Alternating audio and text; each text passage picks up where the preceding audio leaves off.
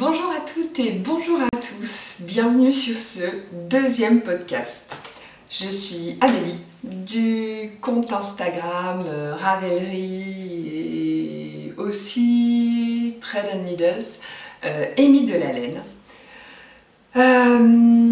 Bienvenue. C'est le deuxième podcast. Je pensais pas en faire un deuxième, enfin je savais pas trop, donc déjà je voulais commencer en vous remerciant. J'ai eu beaucoup plus de commentaires que ce à quoi je m'attendais, de likes, de retours de votre part, et ça m'a fait super plaisir. Vraiment je pensais pas avoir de tels retours. Alors vraiment merci.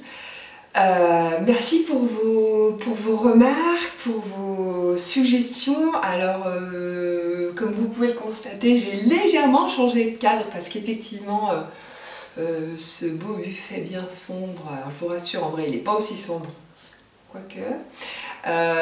Effectivement empêcher un petit peu de voir le rendu, notamment des vêtements sombres. Elle était pas comme si c'était que ce que je portais, hein. Donc j'ai fait attention à ça. Donc vous avez une vue sur mon magnifique radiateur, mais en même temps moi ça tombe bien, je suis au chaud. Je me suis un peu rapprochée aussi, alors j'ai essayé de trouver un cadrage idéal pour pouvoir aussi montrer les vêtements portés, hein. Voilà, donc n'hésitez pas, si ça va toujours pas, j'adapterai. Deuxième podcast, tricot et couture. Je pensais faire un podcast un petit peu plus court, force est de constater que ça ne va pas être possible, j'ai énormément de choses à vous dire. Je vais essayer de faire assez succinct, mais vraiment j'ai beaucoup travaillé. Non, j'ai vraiment plein de choses à vous dire. On va commencer par la partie tricot. Je vous mets le timing pour la partie couture parce que maintenant je sais que je sais faire, donc ça c'est cool. Donc pour celles et ceux qui ne sont pas intéressés par le tricot, je vous mets le timing directement pour aller à la partie couture. Let's go. Alors juste, vous étonnez pas, j'ai un timer là sur le côté, donc c'est pour ça que j'ai tendance à regarder sur le côté parce que comme beaucoup, j'ai des soucis de batterie, enfin pas de batterie, de carte mémoire. Donc je sais que ça coupe à peu près à 10 minutes, donc je vais essayer de me limiter à tranche de 10 minutes. Par tranche de 10 minutes, c'est mieux dans le français. Et je me suis fait des notes aussi qui sont juste là, et j'ai ma chaise, parce que j'ai plus. Bon, j'ai une chaise qui craque encore un petit peu, mais beaucoup moins, donc ça devrait être mieux. Alors, on commence par les projets terminés. Alors, le premier projet terminé que vous avez vu si vous me suivez sur Instagram, c'est le béret Colette. Alors en fait, j'espère que vous voyez bien, je vois un peu dans mon miroir, donc j'espère que vous voyez bien. De toute façon, je vous mettrai les liens à chaque fois des patrons, des différents patrons dans la barre d'infos. Depuis que j'ai les cheveux courts, en fait, je porte pas mal de bérets et de chapeaux, chose que je ne faisais absolument pas avant, parce que les cheveux courts aussi, on a froid, donc il faut mettre des bonnets.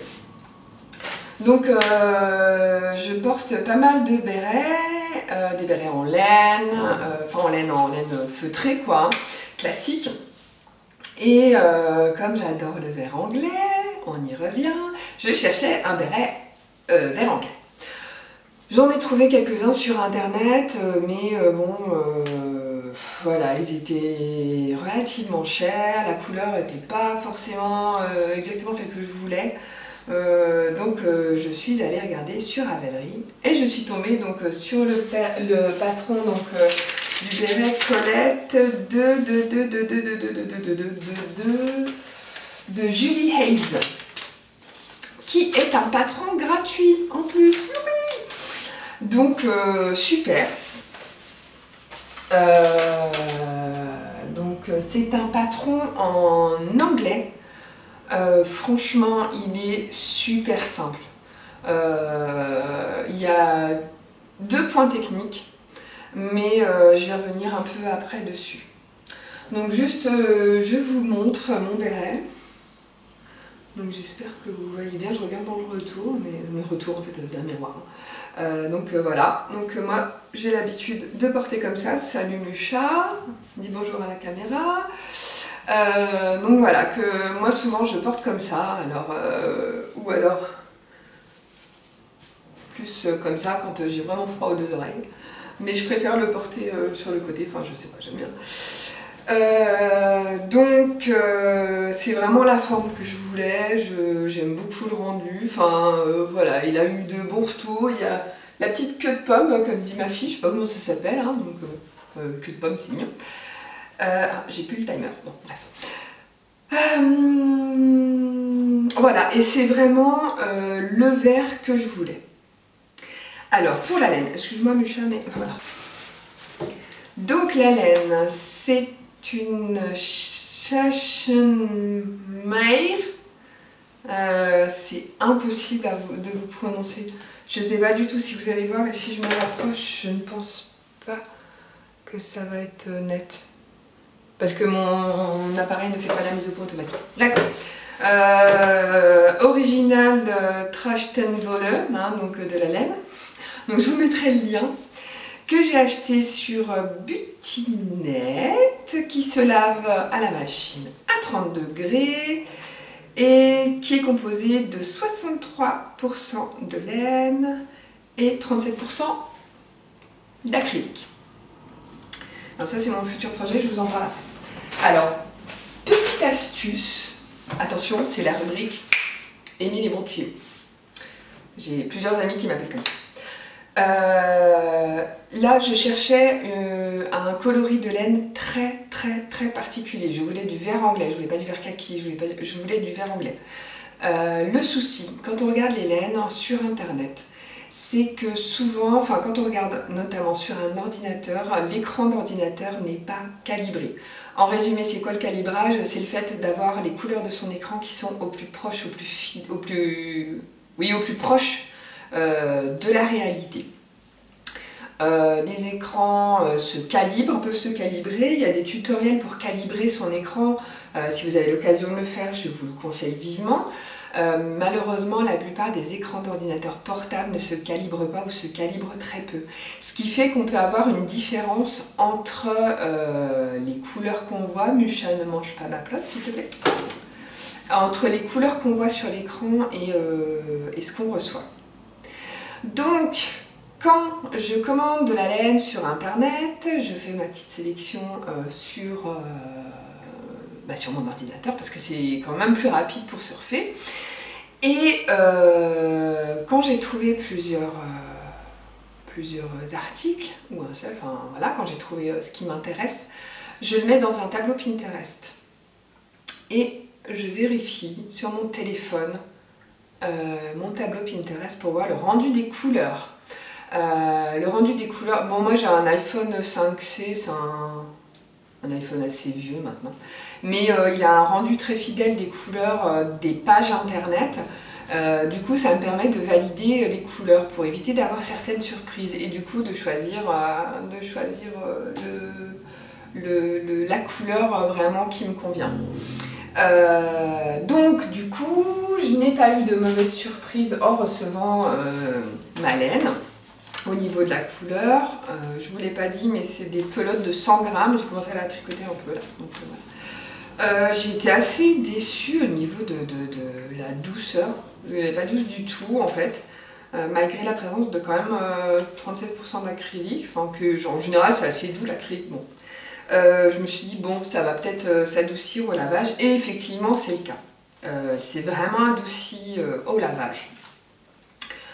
Et elle tient super bien. La couleur n'a absolument pas dégorgé. Elle est devenue beaucoup plus douce. J'ai enlevé ça parce que en fait j'ai un petit peu chaud. La couleur, voilà, n'a pas dégorgé. La matière est douce. Voilà, vraiment super contente. Concernant donc la laine, c'est tout. Bon, je vais enlever ça parce qu'ils vont me la manger à force. Bon, regardez. méchant chat. Concernant le patron, il est vraiment super simple. C'est très rapide à faire. C'est du jersey et des diminutions. On commence par la bande et après on diminue. Si, il y a quelques augmentations aussi normalement. Oui, il y a des augmentations. Ce qui est super, c'est que pour un petit projet, moi j'ai appris 2 techniques. Donc j'ai appris le montage tubulaire qui permet d'avoir quand même une certaine élasticité. Simba, une certaine. Voilà, je vais mettre un... ce qui permet d'avoir une certaine élasticité, c'est le montage qui est fréquemment utilisé pour les chaussettes. Alors j'ai vu plusieurs techniques, il y a le montage avec le fil final direct ou le montage avec fil provisoire. Comme je suis une grosse flemmarde, j'ai voulu faire directement le montage avec le fil final. J'ai recommencé 5 fois. Ça arrêtait pas de vriller parce que je tricote en aiguille, avec mon kit Knit Pro, donc aiguille sur câble, ça n'arrêtait pas de vriller, je m'en sortais vraiment pas. J'ai recommencé 5 fois, je me suis acharnée. Et en fait, au bout de la 6e fois, je me suis dit, bon, je vais aller voir une autre vidéo. Et je suis tombée sur la vidéo de Knit Spirit, donc je vais vous mettre le lien pareil en commentaire. Je sais pas pourquoi je suis pas allée directement sur sa chaîne, puisque c'est grâce à elle que j'ai réappris à tricoter. Donc j'aurais mieux fait d'aller directement sur sa chaîne, où elle apprend le montage tubulaire, le montage de mailles tubulaires avec fil provisoire. Et franchement, mais c'était en 5 minutes, c'était fait quoi. Génial. Génial, génial. Et le rendu est vraiment chouette, je trouve quoi. Enfin, ça fait vraiment, ouais, c'est vraiment super. Donc après le montage, on fait des côtes 1-1, pif paf pouf, du jersey, et on finit avec les diminutions. Et là, la petite queue de pomme, comme dit ma fille, c'est... je regarde mes notes. Ah oui, c'est de l'i-cord. Et c'est pareil, j'en avais jamais fait. Alors je pensais bêtement, en regardant vite fait le modèle, qu'on allait faire un petit truc et le coudre après sur le béret, mais pas du tout. Ça se fait dans la continuité, donc ça aussi c'est génial. Donc j'ai appris à faire l'i-cord, pareil, hein, merci Knit Spirit, et c'est vraiment super simple. Donc voilà, le rendu, je le trouve génial. Alors, pour le blocage, elle met les bons tuyaux numéro 2. Alors bon, c'est peut-être une astuce que d'autres ont déjà, hein, je sais pas, moi j'ai eu l'idée comme ça. Je l'ai bloqué sur une assiette, comme ça, il était parfaitement rond, faut que j'arrête de jouer avec. Il était parfaitement rond et voilà, j'ai choisi l'assiette en fonction de la dimension du béret final que je voulais. Et du coup j'avais la dimension parfaite du béret. Donc voilà, je l'aime beaucoup, je pense que je vais en refaire plein, vraiment. En 3 jours c'était fait, 3 jours, 3 soirs, je tricote pas la journée, hein, ou très rarement. Je tricote le soir devant la télé, et encore, pas quand on regarde une super série genre Stranger Things. Voilà. Donc hyper rapide, hyper gratifiant, parce que moi j'ai appris 2 techniques en le faisant. Voilà donc pour le béret Colette, dont je vous mets le lien en barre d'infos. Magie du montage, j'en ai profité de faire de la place sur ma carte mémoire pour me changer, pour vous présenter mon 2e projet terminé. Donc il s'agit du gilet Germaine de Huguette Paillette, qui est aussi un patron gratuit. Vous allez vraiment me prendre pour une radine, mais non, ça m'arrive d'acheter des patrons. Que j'ai tricoté, donc je vous ai déjà parlé de la laine la dernière fois. C'est la laine Elfine que j'avais commandée sur Butinette. D'ailleurs, la laine du béret, juste avant, je l'avais commandée sur Butinette aussi. Envoi super rapide, aucun problème. La laine Elfine dont il me restait genre 75 pelotes de mon grande favorito que j'avais fait l'an dernier. Le gilet Germaine, donc je vous mets le lien aussi en barre d'infos, que j'ai enfin terminé, qui est... genre un chouïa grand aux manches, mais genre un chouïa quoi, enfin voilà. Bon, sinon, enfin, voilà, c'est exactement ce que j'attendais de ce gilet en fait, hein. C'est un truc un peu loose. Alors j'ai décidé de pas coudre jusqu'en bas en fait, parce que j'aimais bien la séparation là. Voilà, donc il est tout au point mousse, bon, sauf les côtes. Alors normalement, il y a une bande de côtes aussi ici. Moi, j'ai pas voulu le faire en fait. Donc bon, ça change pas grand chose. Après, comme dit, c'est un... Comme dit, c'est un gilet que j'ai fait plus pour moi à la maison. Sachant que je travaille à la maison en plus en ce moment. Donc, mais voilà, il est hyper chaud. Je m'en fiche que les manches soient trop grandes parce que enfin, voilà, le but c'est un peu de se blottir dedans, de se coucouner. Donc là pour ça il répond à toutes les attentes. Le patron est super simple à suivre, enfin clairement c'est du point mousse. Mais par contre du coup c'est super long. J'avais oublié ce que c'était que de tricoter du point mousse. Et là je repense avec, je pense avec émotion aux personnes qui démarrent le tricot pardon, par une écharpe genre de 1 mètre par 30 cm de point mousse. Et je me dis mais c'est horrible comment se dégoûter du tricot, mais à vie, parce que c'est hyper long. Hyper long, enfin le point mousse, je trouve qu'on a l'impression de ne pas avancer. Bon c'est super personnel, hein, je m'y prends peut-être mal aussi, je sais pas. Bon, moi j'avais l'impression de ne pas avancer.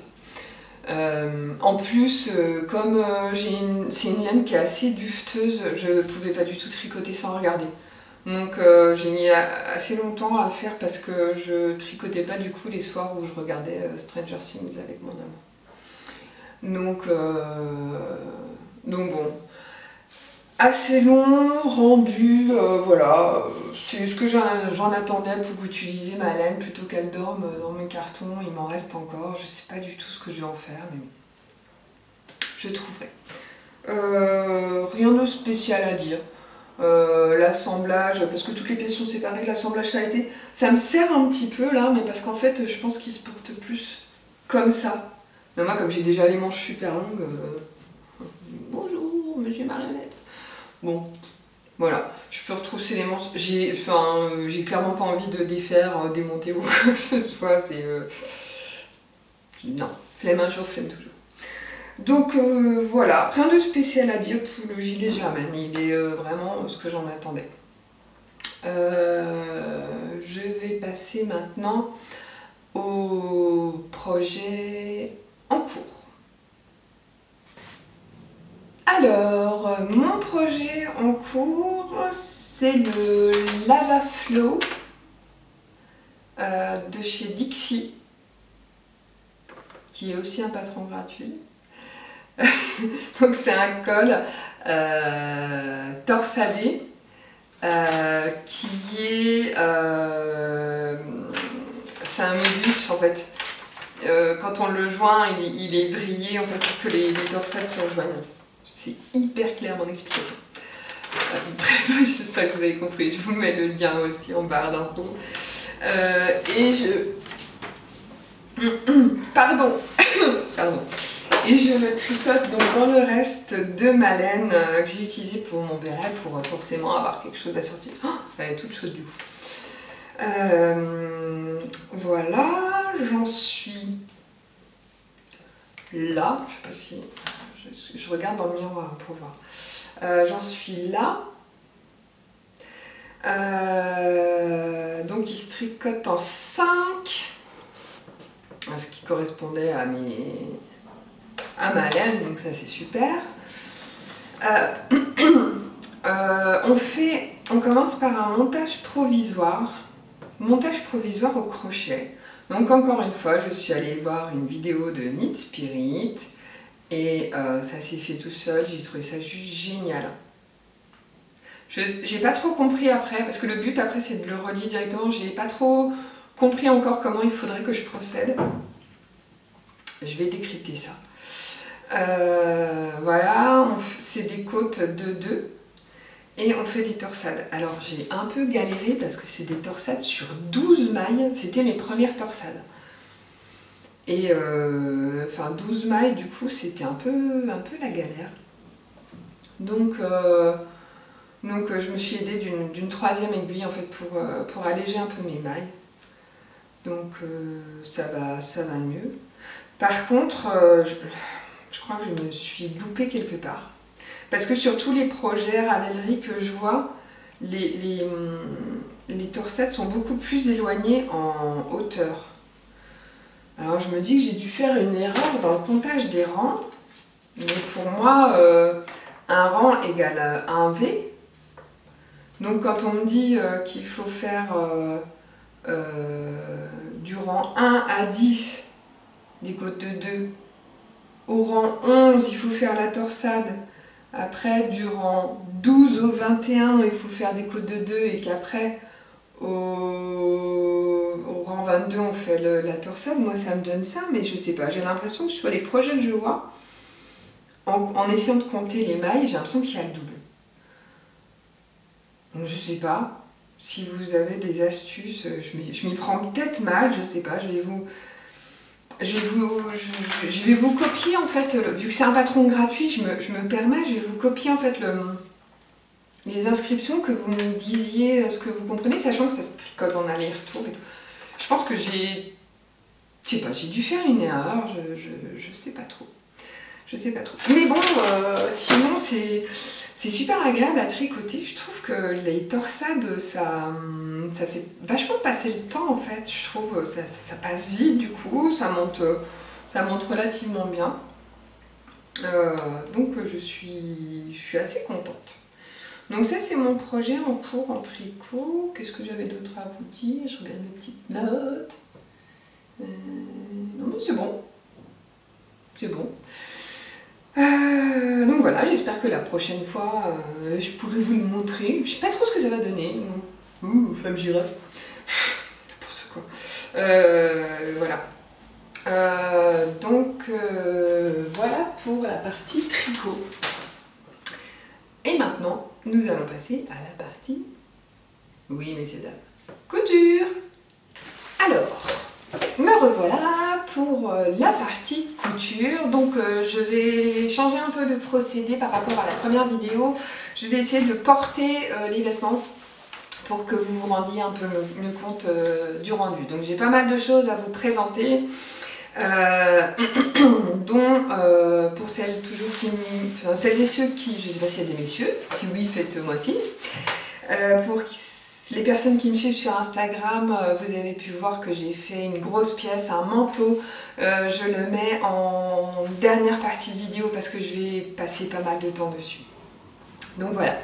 Donc le premier projet que j'ai fait, donc c'est mon petit blouson qui est, ça commence bien, oui, la veste Blossom, donc de la Maison Victor, qui est l'édition 2, donc mars-avril 2015. Donc c'est un vieux magazine, mais je crois qu'il est à nouveau disponible.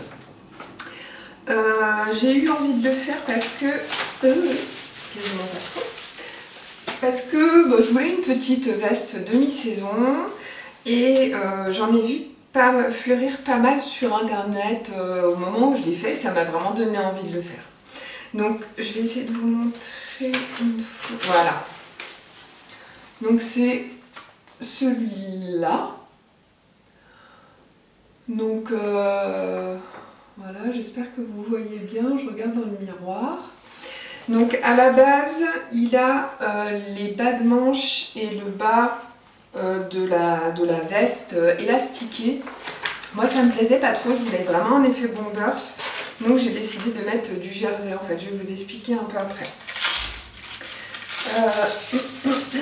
Concernant le tissu, pardon, c'était un tissu que j'avais dans mon stock, donc un jacquard, un espèce de jacquard. Donc il vient toujours de mon grossiste, de mon déstockeur, donc vous ne pourrez pas le retrouver sur internet. Le but c'est pas de vous dire j'ai des tissus que vous ne pouvez pas avoir. Non, le but c'est vraiment de vous montrer le rendu de certaines pièces avec certains motifs, certains types de tissus. Vous pouvez tout à fait trouver des équivalents ou pas. Enfin, sur internet maintenant il y a pléthore de sites de vente de tissus, donc vous pouvez trouver tout à fait des équivalents. Donc voilà, il me restait beaucoup de ce tissu. J'avais fait à l'époque une jupette de la jolie girafe de mémoire. Pour des patrons, on dirait des vrais. Bon, je suis désolée, ça a déjà coupé. J'ai eu un problème avec ma carte mémoire, je crois. Donc pour ce qui est des zips, c'est de la récup. J'avais un blouson en simili-cuir qui était complètement HS, donc j'ai décidé de récupérer les zips parce que les mesures correspondaient relativement aux mesures des zips utilisés sur le blouson. Je dis relativement parce qu'en fait, comme quasiment tous mes patrons, je les allonge de 3 cm. Et du coup, et ben voilà, il me manque un petit peu. Bon, ça choque pas énormément, mais voilà, il me manque un petit peu. Et pareil, je sais pas si vous allez bien voir, pas que je me mette trop près parce que ça fait pas la mise au point, mais sur les deux côtés des zips, j'ai mis un petit bout de jersey parce que mon zip était plus court que préconisé, et du coup voilà, j'ai dû combler parce que forcément j'avais découpé mes pièces avant de m'en rendre compte, sinon c'est absolument pas drôle. Autre chose, je l'ai doublé. C'est un petit peu pénible. La maison Victor a tendance à ne plus proposer de patron de veste doublée. Ça m'agace un petit peu, c'est le cas d'ailleurs du dernier magazine. Je l'ai acheté quasiment que pour la veste présentée, la veste tailleur avec le pantalon assorti, et la veste n'est pas doublée. Bon, on trouve de moins en moins de vestes doublées, ça m'agace un petit peu. Mais bon, quand on a fait quelques vestes ou quelques blousons, on sait à peu près comment faire, donc j'ai pas eu trop de soucis. Donc je l'ai agrandi de 3 cm, donc il ne faut pas oublier d'agrandir toutes les pièces quand on agrandit un patron forcément. Et j'ai descendu aussi les poches de 3 cm. Pas de souci particulier. J'ai donc mis du jersey, tout simple, hein, c'est du jersey, j'ai pas mis de bord-côte, hein, on peut. J'ai mis du jersey tout simple à t-shirt sur les bandes donc de bas et de bas de manche. Alors normalement les manches, vous pouvez voir que j'arrête pas de m'ajuster parce qu'en fait les manches du coup sont un chouïa courtes. Parce qu'à la base, les manches, comme on a le retour pour l'élastique, elles sont vachement plus longues. Mais moi je me suis dit, bah j'ai de la marge, hein, puisque moi je vais mettre du jersey, et j'ai un petit peu trop raboté. Bon, c'est pas très gênant parce qu'en fait je la porte pas mal, des manches retroussées comme ça. Donc c'est pas très gênant. Je la porte un peu en veste d'intérieur surtout. Je l'ai pas énormément portée. J'ai un peu du mal avec les motifs. Du coup, je ne l'ai pas vraiment beaucoup porté. Je suis désolée, j'arrête pas de regarder le miroir parce qu'en fait, je vois quand la vidéo coupe, donc ce sera plus facile pour le montage. Mais sinon, enfin, je l'aime bien. Bon, je suis un peu courte. J'ai fait un 38 et je pense que le 40 pour le coup n'aurait pas été trop. Donc bon, un coup je fais du 36, un coup je fais du 38, un coup je fais du 40. C'est super pratique, mais bon. Comme il n'y a pas du tout d'élasticité dans ces matières, bon, ça joue peut-être. Quoi d'autre? Un particulier, le montage se fait super bien. Les explications, comme d'habitude, sur la maison de Victor sont vraiment nickel. Il n'y a aucun souci là-dessus. Je suis plutôt contente, c'est dans mes couleurs. Donc voilà, une petite veste plutôt sympa. Donc je vous la conseille si vous voulez faire un petit bomber, une petite veste. Donc voilà, je vous montre un petit peu. Je sais pas si on voit mes fesses, c'est super intéressant. Voilà, un peu large, hein, moi c'est un bomber ça, donc voilà, j'ai pas grand chose de plus à vous dire. Voilà pour le premier projet couture. Je vais me changer. Alors, me voici pour le deuxième projet, donc je me suis changée pour vous présenter donc la robe Franklin, je ne sais pas trop comment on dit, alors je crois que le patron est de Coralie Bijasson en partenariat avec Lina Morata pour Mondial Tissu. Ça fait beaucoup de choses. Hein. Donc c'est un patron qui est vendu exclusivement, je pense, oui, ça serait logique, chez Mondial Tissu. Je ne vais pas vous faire une revue complète sur le patron parce que Nathalie de la chaîne et du compte Instagram Atelier 292 ou Atelier 292, je crois, c'est comme ça qu'on dit, le fait très bien. Je vous mettrai le lien de sa vidéo qui est tout à fait complète dans la barre d'infos toujours.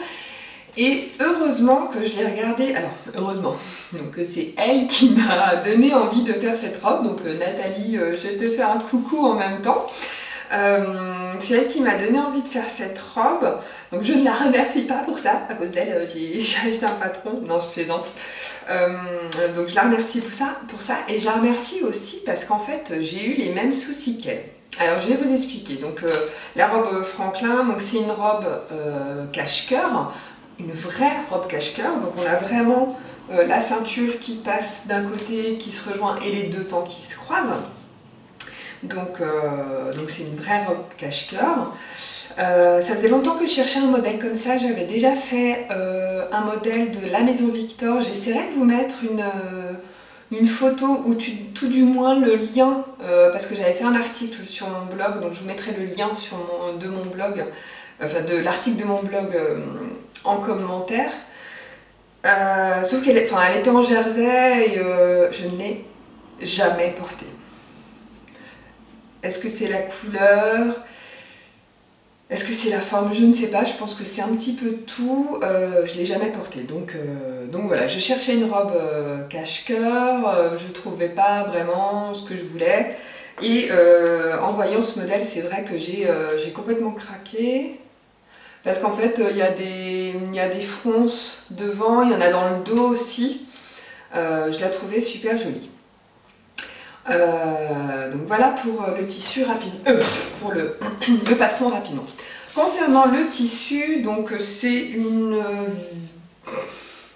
viscose, je sais pas ce que c'est en fait, donc qui vient toujours demander stocker. Donc c'est un tissu fin et en fait il est blanc de l'autre côté. Donc le souci c'est qu'il a tendance à faire des toutes, je sais pas du tout si vous voyez, mais je pense pas que vous voyez, mais des tout petits fils blancs qui ont tendance à ressortir. Donc, ça m'embête un petit peu, mais moi qui n'aime pas les motifs, j'ai complètement craqué dessus. Et je regrette pas parce qu'il est super agréable. Alors il est très léger, donc là clairement je vais plus la mettre. Parce qu'il est trop léger pour l'hiver, mais en automne, je l'ai pas mal mise depuis que je l'ai faite. On est encore en automne Amélie, mais c'est pas grave. Donc je l'ai pas mal mise avec un petit blouson en cuir ou quoi. Franchement, vraiment, vraiment sympa. J'aime beaucoup ce tissu. Il n'est pas du tout stretch, pas du tout, donc ce modèle est fait pour tissu tram, mais je pense qu'on peut l'utiliser pour des tissus stretch aussi, donc là-dessus il n'y a pas de problème. Il est assez gourmand en tissu, par contre pour la robe il faut 2,15 m par 150, parce que forcément qui dit robe cache-cœur dit presque 2 devant, haut et bas. Donc assez gourmand en tissu. Mais moi ça rentrait pile poil dans mon tissu, donc ça c'était cool. Quoi d'autre? C'est un tissu qui se travaille bien. Je vais pas trop mettre en dessus parce que comme vous pourrez pas le retrouver, enfin voilà. Mais comme c'est un espèce de coton ou viscose, bon voilà, ça s'adapte très très bien. L'idéal c'est de pouvoir faire des petites fronces assez facilement. Faut pas prendre un tissu trop épais quoi, je pense du coup. Alors, concernant les explications, j'ai eu des moments de solitude intense, notamment pour la pose du biais. Donc il y a un biais là pour bien maintenir le décolleté, ce qui est normal parce que comme c'est coupé dans le biais, il ne faut pas que ça se détende. Donc on nous propose de poser un biais et je n'ai rien compris aux explications. Alors ça faisait longtemps que je n'avais pas posé du biais, mais je me suis dit, je disais, mais je comprends rien de ce qu'ils veulent, parce qu'en fait, tout simplement, ce qui m'a perdu, c'est que sur les petits dessins techniques, ils représentent le biais en forme de U. Mais un biais, pour moi, c'est pas en forme de U. Alors c'est un U, certes, mais il y a deux morceaux de tissu encore qui reviennent à l'intérieur. Donc du coup, je comprenais rien. Je me suis dit, bon allez Amélie, laisse tomber, fais comme tu sais faire. Donc j'ai posé mon biais déplié, j'ai cousu, je l'ai retourné, j'ai retourné et j'ai repiqué. Je ne m'étends pas sur les explications, vous allez comprendre pourquoi. Ça a été très bien.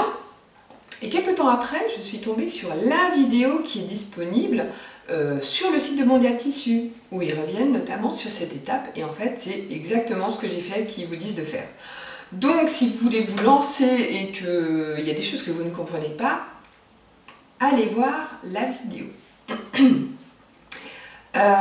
Quoi d'autre? Oui, j'ai eu, comme Nathalie, donc un souci au niveau de la ceinture. Alors non pas la ceinture, pas le petit lien, mais la ceinture à ce niveau-là, parce qu'on a la partie du haut et la partie du bas qui sont froncées et qui sont assemblées normalement sur une bande de ceinture. Nathalie disait qu'elle avait eu un souci à ce niveau-là, au niveau de la taille, ça lui allait pas en fait, la bande était trop petite. Donc j'ai fait un peu attention à ça, moi j'ai regardé grosso modo en coupant mes pièces, ça avait l'air d'aller. Et en fait au montage pas du tout, ça n'allait pas du tout. Je me retrouvais, en fait je pouvais croiser les pans à peu près sur ça. Donc je me retrouvais à moitié à poil en gros. Donc bon ok c'est une robe décolletée mais quand même peut-être pas à ce point. Donc du coup j'ai décousu la ceinture, je ne pouvais pas en couper une autre plus grande parce que j'avais clairement plus assez de tissu, mais j'ai fait comme Nathalie, donc allez voir ses explications, elles sont limpides. J'ai mis moi aussi un élastique, donc heureusement que j'ai regardé, donc je sais pas si vous allez bien voir, mais voilà, mon pan devant, mon pan haut et mon pan bas sont reliés sur un élastique. Donc du coup, en plus, niveau confort, voilà. Niveau confort, c'est vraiment beaucoup plus agréable, quoi. Sinon, le reste impeccable. Bon, j'ai tout surjeté. J'ai la chance d'avoir une surjeteuse, donc j'ai tout surjeté. J'ai fait à la japonaise, hein, donc j'ai surjeté toutes mes pièces. Tout ce que je pouvais surjeter, j'ai surjeté avant de coudre. Je trouve ça beaucoup plus pratique et en fait, on n'a plus besoin de... Enfin, on n'a pas besoin d'alterner tout le temps surjeteuse, machine à coudre, parce que moi, j'ai pas toujours mes deux machines de sortie en même temps. Je trouve que ça prend trop de place. Donc ça je dis à la japonaise parce que je crois que j'en ai déjà parlé, mais j'ai appris à coudre avec les livres japonais, c'est comme ça qu'ils font. Ils vous indiquent toutes les parties à surjeter avant de coudre. Donc voilà, quoi d'autre? Bah, rien de particulier, c'est un modèle qui est vraiment agréable à porter. Niveau taille, j'ai fait... Je sais plus, je crois que j'ai fait un 40. Je vais regarder vite fait, je regarde si ça coupe pas. Ah oui, alors, j'avais plus assez de papier à patron, j'ai décalqué sur du papier de soie de ma boîte. N'importe quoi la fille. Bon, là-dessus, j'ai pas marqué. Enfin bon, je crois que j'ai fait en 40. Et je me demande si une taille en dessous serait... Non, 38. 38, je l'ai noté. Je me demande, enfin, au niveau des manches, ça va. Bon, je suis pas du tout serrée. Mais là, au niveau de... Je sais pas. Je sais pas. Je me demande si une taille en dessous, ça aurait pas été suffisant. Je sais pas. Donc bon, je suis très bien dedans. Je pense que je vais clairement la refaire. Pas tout de suite. Mais je vais clairement la refaire et peut-être même l'essayer... on va mettre ça comme ça. L'essayer en jersey aussi. Donc je vous montre. Donc voilà. Je me recule un petit peu. Je sais pas si vous voyez bien dans le dos, en fait, on a l'empiècement avec les petites fronces, c'est très joli. Voilà, donc les pans qui se superposent, hein. Je vais pas vous montrer la culotte, mais voilà. Bon, elle est assez décolletée. Il propose de mettre un petit bouton, je crois. Moi, j'en ai pas mis, enfin ça tient, au pire, bon, ça va, je peux mettre un débardeur, c'est pas très gênant. Mais voilà, je l'aime bien. Bon, au niveau manche, encore une fois, j'aurais pu rajouter un peu. Et assis, ce qui me gêne juste, c'est que j'ai tendance à remonter mes manches et du coup, bon, ça bloque un peu, vu que c'est pas stretch, mais ça, c'est la faute de mon tissu, c'est pas la faute du modèle, clairement. Donc, voilà. Sinon, en autre projet couture, j'ai cousu une robe Laura de la maison Victor pour une amie. Donc, je lui ai offert. Donc, je ne peux pas vous la montrer. Donc voilà, mais la robe Laura, bon, Elle est connue maintenant, c'est un incontournable. Oui, enfin, oui, c'est un modèle très connu des couturières qui sont habituées à la Maison Victor, donc je reviens pas dessus, tout s'est bien passé, elle est ravie. Donc voilà. Et je vais vous parler de mon dernier gros projet. Je crois que je vais y passer un bout de temps, je vais essayer de faire le plus rapidement possible. Je reviens tout de suite. Alors, me revoici, je me suis encore rechangée. Et d'ailleurs, en visionnant les vidéos, je me suis aperçue que j'avais un trou dans mon pull. La honte. Quel est le comble d'une couturière, c'est d'avoir des trous dans ses affaires. D'ailleurs, pour la petite histoire, c'est un pull Aster de la Maison Victor que j'ai, je crois qu'on dit hacké, enfin, que j'ai modifié à ma sauce pour le rallonger. Je l'ai fait il y a 1 an ou 2 ans. Et en fait, j'ai repris la forme, le fit du top Agnès. Voilà, petit aparté. Je l'aime beaucoup, j'aime beaucoup l'encolure bateau. Petit aparté, voilà. Donc là, je vais vous parler de mon gros projet. J'ai saoulé tous mes followers Instagram et Facebook, ma famille, mes amis. Tout le monde en a bouffé je sais pas combien de temps. Parce que je me suis fait un manteau. Alors, pas n'importe quel manteau. Je vais vous raconter une petite histoire. Il était une fois, non je plaisante, en 2013, je me suis mise à la recherche d'un manteau en laine. Parce que je voulais avoir chaud. Je rappelle que j'habite à Strasbourg, là je regarde le ciel, ils annoncent de la neige. Bon, il neige pas encore, mais bon, on s'en fiche, bref. Et je voulais donc un manteau en laine parce que je trouve que ça fait plus habillé que les doudounes, même si j'en ai une quand même parce que quand il fait très froid je mets ma doudoune.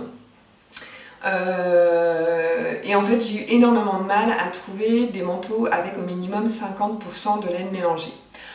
Donc finalement j'ai trouvé un manteau Mango, enfin chez Mango, avec de mémoire 70% de laine mélangée. Ouh. Et avec une coupe que j'adorais. Enfin vraiment, j'ai pas retrouvé de photos où je le porte, je crois que je n'en ai pas. Mais vraiment une coupe dans laquelle je me sentais hyper bien, une coupe que je trouvais féminine, ben vraiment que je pouvais porter avec tout.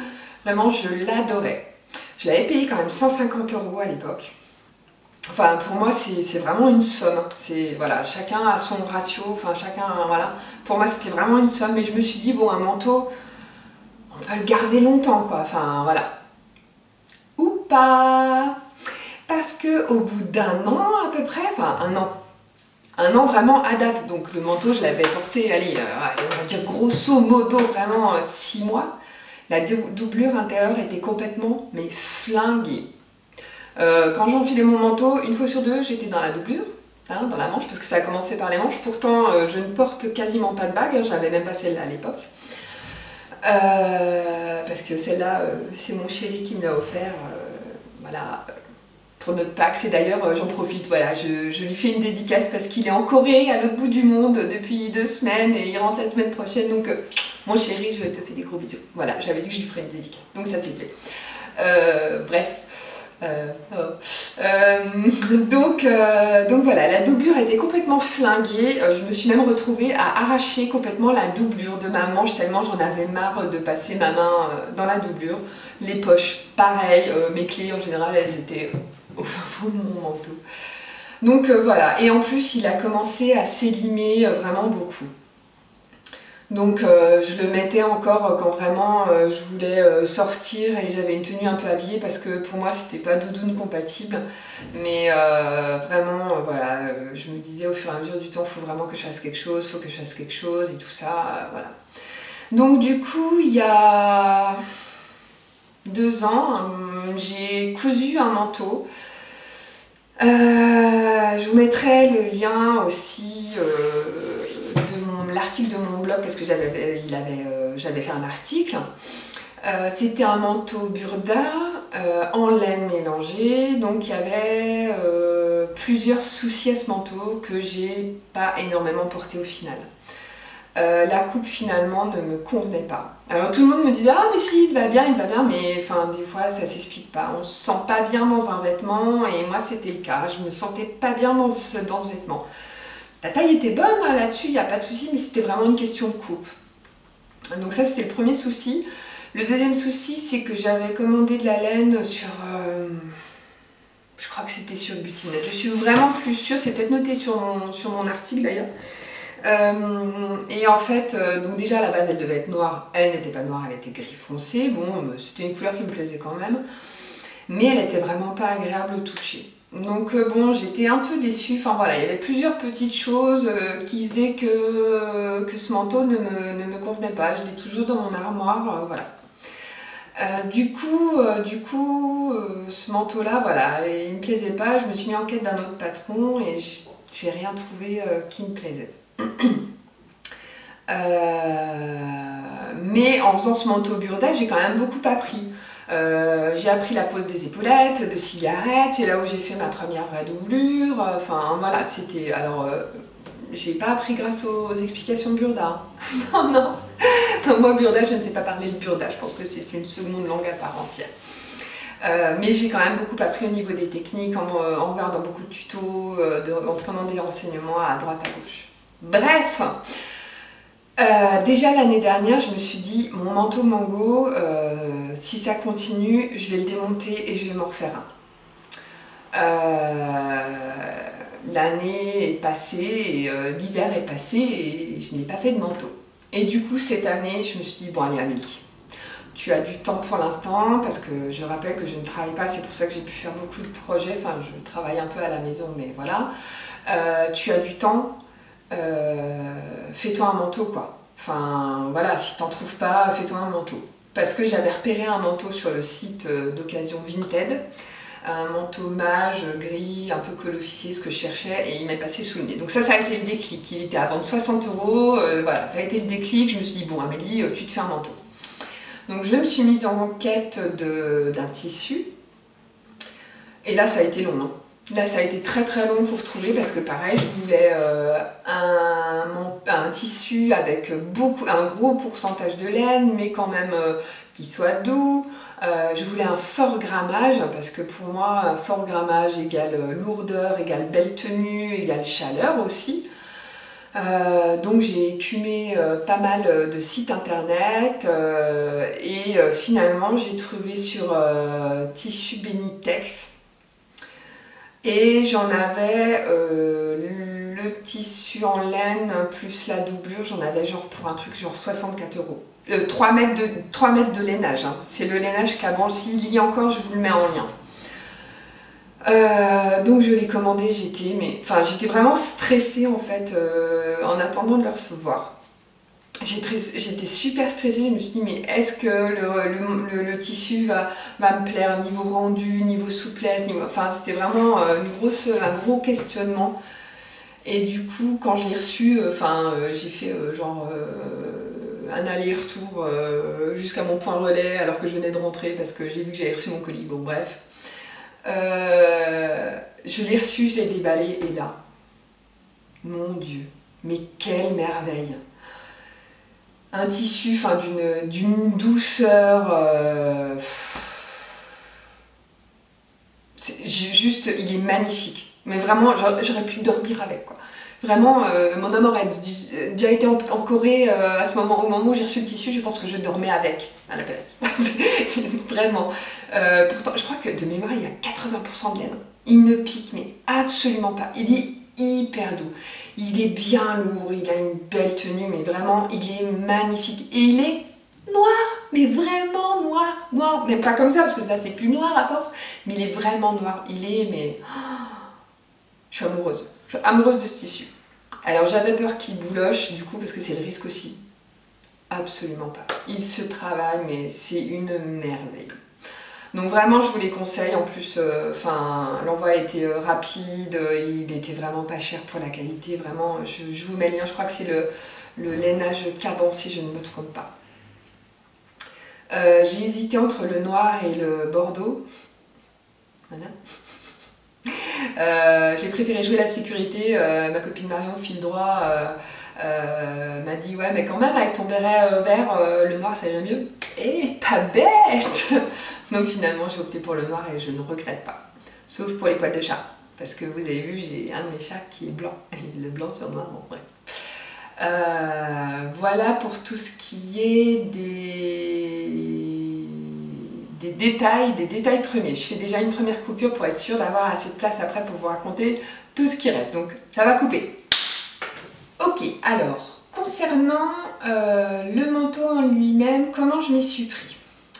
J'ai pris mon manteau mango, dont vous voyez une petite partie.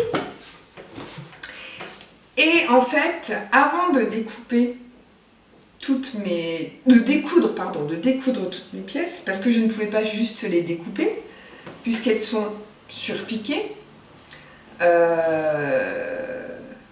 pouvais pas les découper directement parce qu'un coup j'allais avoir la marge de couture, un coup non, enfin bon bref. Avant de les découdre, pour bien marquer l'endroit des coutures, j'ai fait ce qu'on voit encore un petit peu ici. Alors déjà j'ai noté toutes mes pièces et en fait sur tous les endroits où il y avait 2 pièces cousues, j'ai marqué vraiment au marqueur indélébile, même si j'avais les mains roses quand même après, j'ai marqué vraiment toutes les lignes de couture au marqueur. Donc comme ça, après, une fois que je décousais mes pièces, j'avais quand même vraiment la marque finale des coutures. Donc après, je pouvais mettre les marges de couture qui m'arrangeaient pour mes pièces, mes futures pièces. C'est la meilleure méthode que j'ai trouvée et franchement, ça allait très bien. Autre chose, j'avais la chance d'avoir un manteau complètement symétrique, donc pan croisé. Je vais vous montrer, c'est magnifique. Voilà. Donc pan croisé, superbe, hein, qui se rabattent. Et les 2 pans, j'ai vérifié, avant étaient complètement symétriques. Donc ce que j'ai fait, j'ai décousu que la moitié de mon manteau. Ce qui fait que j'avais encore toute l'autre partie, sauf le col parce que forcément c'était qu'une seule et même partie, mais j'avais toute l'autre partie pour regarder les points techniques et voir comment faire l'assemblage. Et vraiment, j'ai pas regretté parce que rien que pour la poche, j'ai vraiment observé beaucoup comment ça avait été fait sur le manteau de base. Pardon. Autre chose, j'ai pris énormément de photos du manteau, un peu sous toutes les coutures. Donc, alors malheureusement, j'ai pas pris beaucoup de photos du manteau complet, fermé sur moi pour vous montrer. Je crois que j'en ai une ou 2. Si je les ai, je vous montrerai, voir un petit peu ce que ça donne. Voilà, j'ai récupéré tous les boutons parce qu'ils étaient encore parfaits, ils vont très bien avec mon nouveau manteau. J'ai récupéré la boucle de la ceinture parce que c'est un manteau avec ceinture. Au final, du coup, ce que j'ai acheté, c'est le tissu, les œillets pour la ceinture et la doublure. Alors la doublure, au début, j'avais commandé en même temps que mon tissu de mon lainage, j'avais commandé la doublure soit chez Tissu Benitex et en fait, non mais je suis débile. En fait, j'ai commandé des carrés de soie et j'en ai commandé 2 mètres. Oui, mais des carrés, c'est 1 mètre par 1. Donc en fait, je me suis retrouvée avec 2 fois un carré de 1 mètre par 1. Donc ça ne tenait pas. Heureusement, dans mon stock, j'avais un magnifique satin, je pense que je sais pas, qui est super épais, qui est super joli. Donc ça allait. Donc une fois que j'avais découpé toutes mes pièces, je vous montre un petit exemple. Donc par exemple, ça c'est le devant gauche. Voilà, j'ai gardé des repères pour les boutons, pour les boutonnières. Voilà, là par exemple on a le col. Donc vous voyez, on voit encore un petit peu les traces rouges du marqueur parce que du coup j'ai pu tout découper au niveau du trait de marqueur. Une fois mes pièces découpées, je les ai repassées. Alors la laine ne surpasse pas, ça sert à rien, ça marque pas les plis, mais ça me permettait de voir si les formes si les pièces n'étaient pas trop déformées. Parce qu'un vêtement, à force de le mettre, a fortiori un manteau, par exemple, surtout au niveau des manches, j'avais les manches qui étaient légèrement déformées, il y avait plus la marque du coude, donc j'ai pu rectifier un petit peu ces pièces-là. Donc j'ai fait l'inventaire de toutes mes pièces, voilà. Je les ai mises sur mon tissu et ben, je me suis lancée.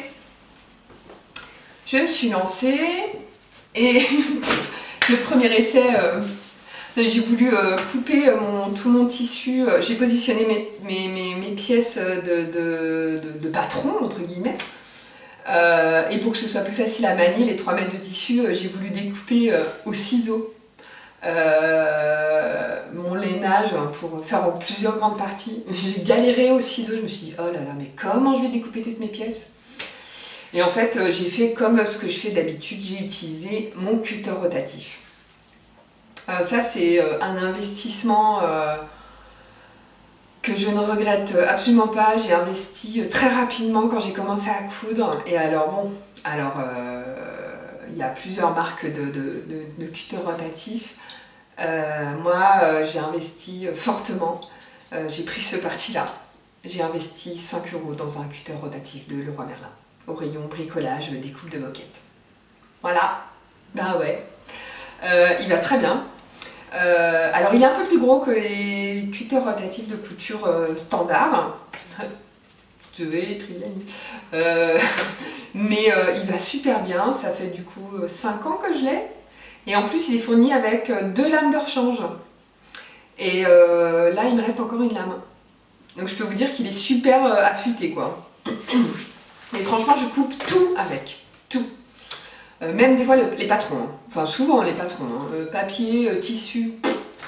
J'ai une planche de découpe, enfin j'ai 2 planches de découpe format raisin que j'ai scotché ensemble comme ça du coup. Quand j'en ai pas besoin je la replie et c'est vachement plus facile à glisser sous mon lit. Donc j'ai tout coupé au cutter rotatif. Je me suis mis 1,5 cm de marge.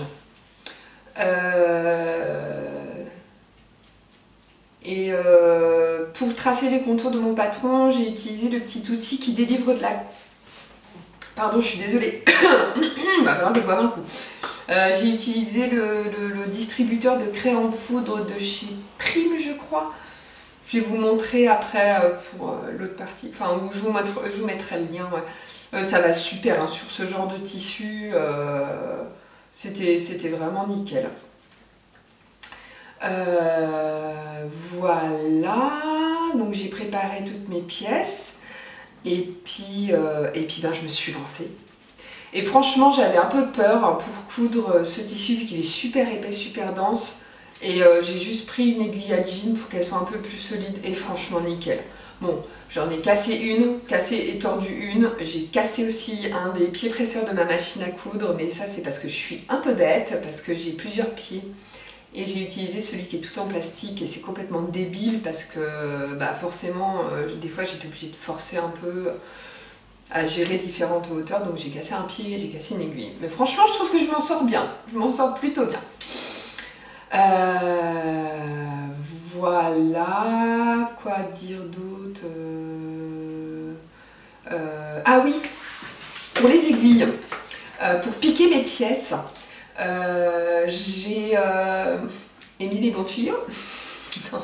En fait, ce que je fais, c'est une habitude que j'ai pris en travaillant la robe de mariée de ma copine Lily, en faisant la robe de mariée de ma copine Lily en juillet dernier.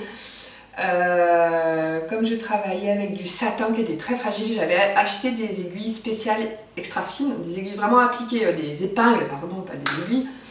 Et en fait, j'ai remarqué qu'en enfonçant l'épingle et en la tournant légèrement sur elle-même, ça n'accrochait aucune fibre. Et depuis, j'ai pris vraiment ce geste-là. Et je peux vous assurer, essayez, vous allez voir vraiment la différence. Enfin, moi, je trouve qu'on voit vraiment la différence. Bah, sur un coton basique, ça on s'en fiche, mais sur des tissus avec beaucoup de fibres comme ça, ou très fragiles, franchement, même si vous avez une épingle qui a un petit peu émoussé, ce que je vous déconseille bien sûr, mais s'il est un petit peu abîmé, vous le sentirez beaucoup moins, il n'arrachera pas les fibres si vous l'enfoncez en tournant légèrement. Puis c'est juste un coup de main à prendre et à force en fait on fait ça automatiquement pour épingler ces pièces, parce que je fais partie des personnes qui épinglent leurs pièces. Quoi d'autre. Voilà, je suis de retour. Alors je suis désolée, j'ai dû allumer la lumière, l'éclairage est un peu du coup un peu plus pourri, mais il est 3 h de l'après-midi, il pleut, donc il fait nuit, bienvenue en hiver. Donc, je vais me dépêcher. Je vous montre, hein, parce que vous l'avez vu sur Instagram pour celles qui me suivent dessus, mais en vrai c'est peut-être mieux. Alors, voici la bête. Alors, je vais enlever ma chaise. Alors c'est cool parce qu'en plus j'ai la lumière allumée, donc du coup les gens ils vont me voir parler toute seule. C'est cool. Donc voilà, donc j'espère que vous allez voir quelque chose. Vous voyez plus ma tête, mais on s'en fiche, hein. C'est pas ma tête le principal. Alors il faut encore que les boutons se fassent. Mais je crois voir dans le retour qu'on voit l'intégralité. Et ça va, on voit pas que je suis en pantoufle. Donc voilà.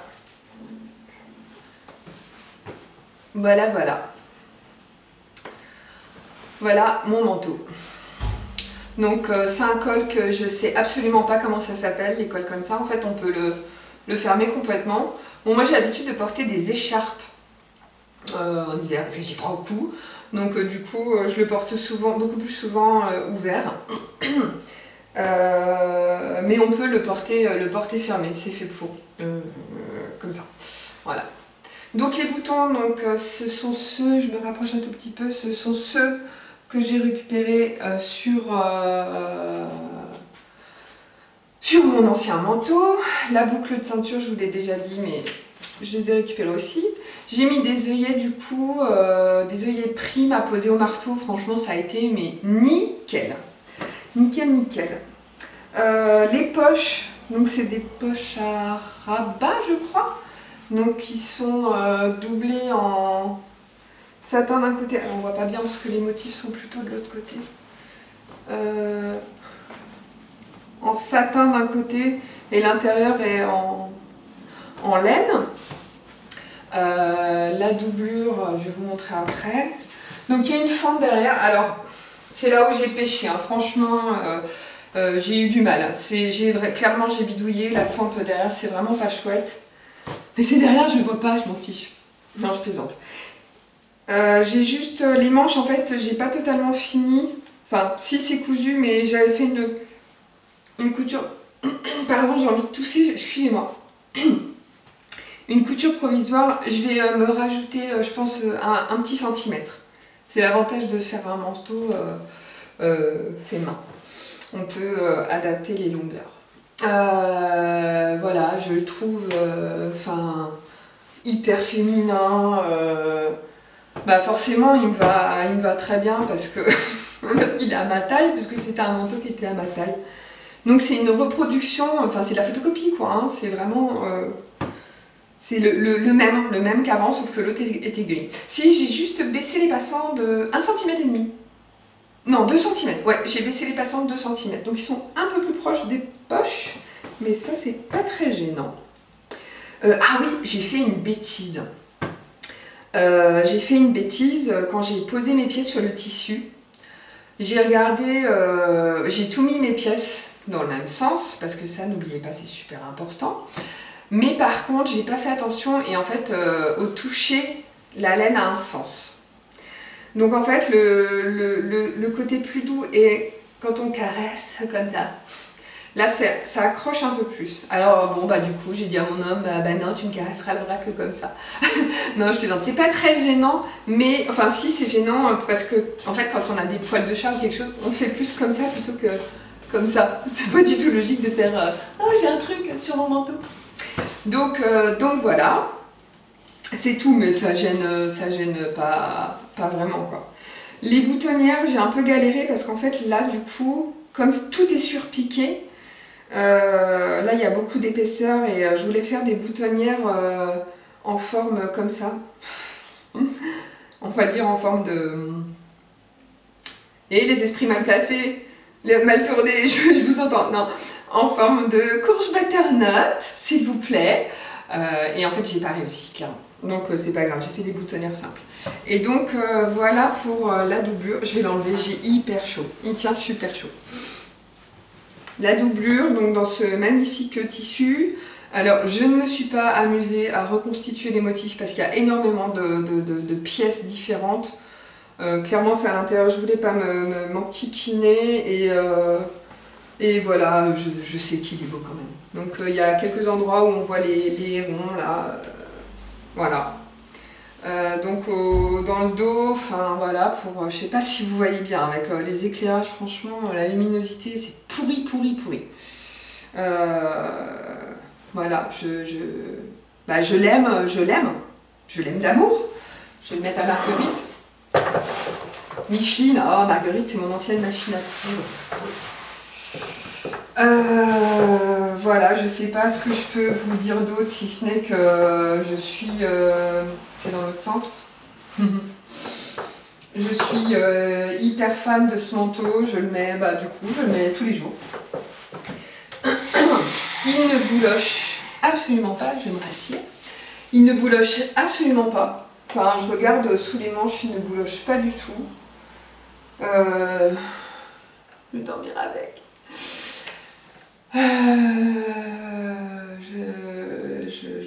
Je l'aime. Je l'aime.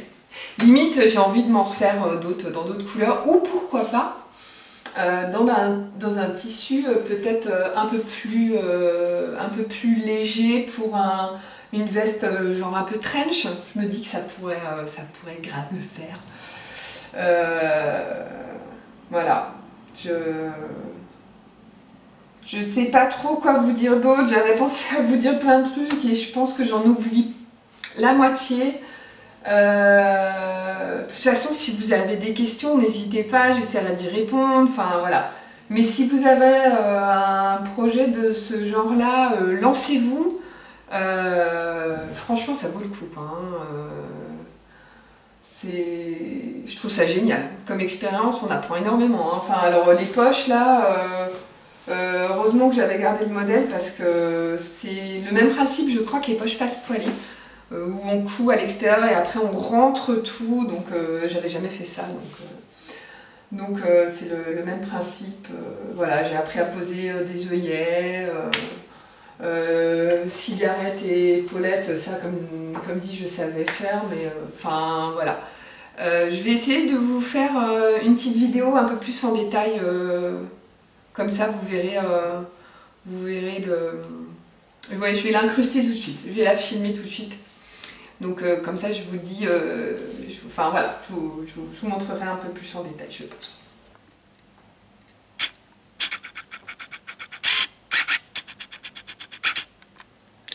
Donc voilà, j'essaie de vous montrer un peu plus en détail. Je suis désolée pour l'éclairage. Donc voilà le col. Là, je sais pas si vous voyez, en fait, on a une surpiqûre. Ah, le noir, c'est toujours un bonheur à filmer. En fait, toutes les coutures sont surpiquées.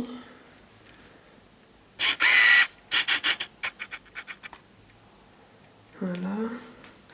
Donc les poches avec le faux à bas et la doublure.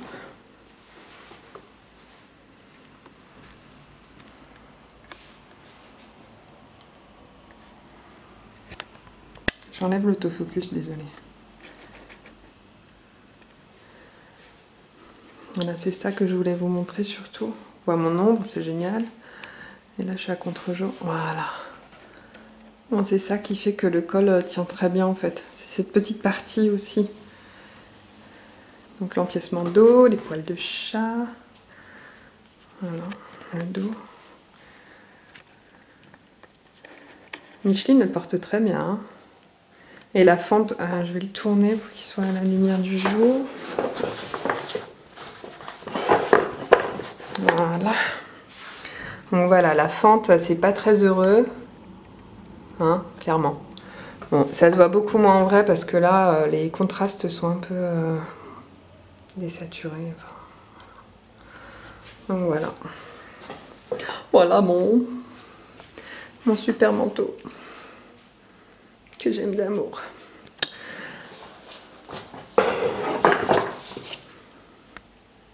Voilà. Donc voilà, pas de projet en cours pour l'instant niveau couture parce que je ne respecte jamais mes encours. Hein. J'ai fait aucun des encours, enfin des projets que j'avais dit, je dis n'importe quoi. Pas de projet futur, pas de projet en cours. Maintenant j'ai pas d'encours déjà et pas de projet futur parce que je ne respecte jamais en fait les projets que je me dis que je vais faire. Hein. J'ai mis une to-do list qui grandit à chaque fois, qui n'est pas du tout respectée. Donc ça ne sert à rien, j'ai arrêté. Je vous tiendrai informé dans mon prochain podcast si j'ai des choses à vous montrer. Voilà. Je pense que j'oublie plein de trucs, mais déjà je pense que la vidéo doit être hyper longue, donc je suis désolée. En tout cas, j'espère que ce deuxième épisode vous a plu. N'hésitez pas si vous avez des questions, des commentaires, des suggestions, quoi que ce soit, ou juste un petit coucou. N'hésitez pas, ça me fera super plaisir. Voilà. En tout cas, je vous souhaite bon do it yourself, bonne couture, bon tricot, bonne broderie, bonne pâte à sel ou je ne sais pas quoi. Et je vous dis à très bientôt. Salut!